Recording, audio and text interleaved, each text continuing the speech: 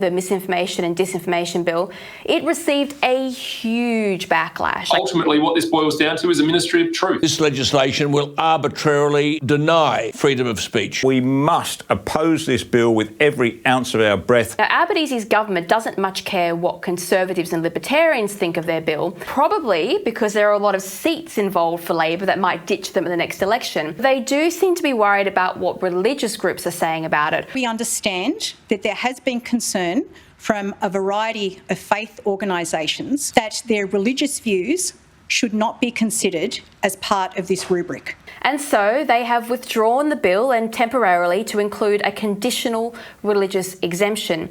Now, Michael, if it wasn't bad enough that the Labor Party is seeking to control political speech online, they now wish to appoint themselves as the arbiters of what is and is not valid religious speech. I will never forget the images burned on my retina of seeing the Blue Cross of Calvary Hospital in the ACT being removed from the Calvary Hospital on a Sunday by the ACT government, and where it was forcibly acquired. The only responsible decision we could take at this time, as we plan to invest more than $1 billion in a new hospital, was to bring that hospital into public hands. My Twitter feed from the Treasurer every day keeps telling me how much better off I am. I've never been broker. Wages are growing at their fastest pace in 15 years, and lowest paid workers are getting the biggest boosts in pay.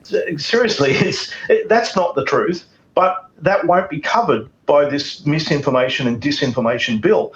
I think the best way to moderate misinformation in the political class would be that every election they have to put a list up next to their voting card which says all the failed and broken promises they had at the last election, so you can see their track record, and I reckon that would work pretty well. Electricity prices fall from the current level by $275. Power bills skyrocketing by eye-watering amounts. Have you invited Kevin Rudd to be Australia's next ambassador to the US?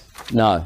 Kevin Rudd will be appointed as Australia's ambassador to the United States. We've said we have no intention of making any super changes. This is a modest change. You said it wasn't going to happen, and now you're saying it is going to happen. That's a broken promise. What you won't be able to do when this bill comes in with its moderated form is say, hey, maybe drag queens shouldn't be bouncing kids on their laps in a library in preschool. That's what you won't be able to say.